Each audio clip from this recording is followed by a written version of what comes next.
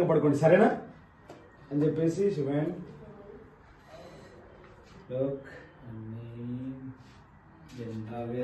Mind voice ఇక నుండి రామలక్ష్మికి అనుమానం రాకుండా జాగ్రత్తగా నడుచుకోవాలి. మళ్ళీ చేయండి అది మైండ్ వాయిస్ ఒకటి ఇక్కడ నుండి నార్మల్ డౌట్ మే ఇక్కడ నుండి రామలక్ష్మికి అనుమానం రాకుండా జాగ్రత్తగా నడుచుకోవాలి.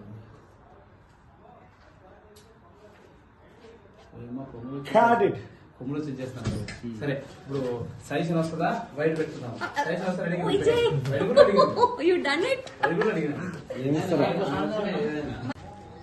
ఆలోచిస్తున్నాం ఏం చెప్పాలి ఇప్పుడు చదివితే ఏం సమాధానం చెప్పాలి ఏంటి మైండ్ వాయిస్ వేసుకొని బాబు కుదిరితే ఇప్పుడు ఈ విషయం ఎలా చెప్పాలి ఏంటి అన్న టెన్షన్లో అదే ఆలోచిస్తున్నాం. అలాగొచ్చాడండి ఆ టీ ఇచ్చాడు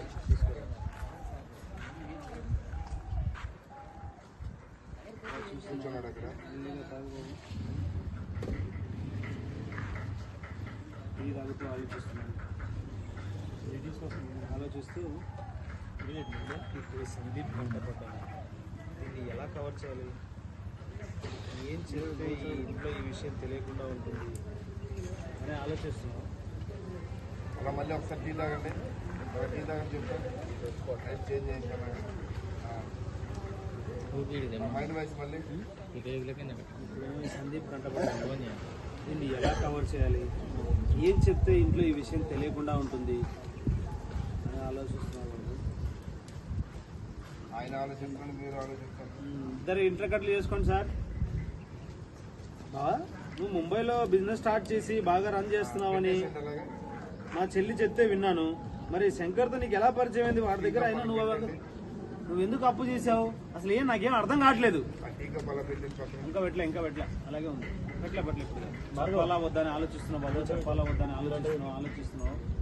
షెడ్డు అవును బావా నువ్వు వచ్చినట్టు మా చెల్లికి తెలుసా? తీసుకురమ్మంటుంది. అప్పు విషయం మీ అక్కడికి చెప్పావా?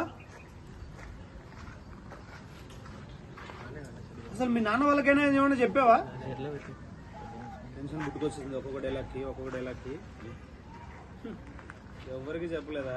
ఇప్పుడు ఈ విషయం ఇంట్లో తెలిస్తే ఏం జరుగుతుందో తెలుసా?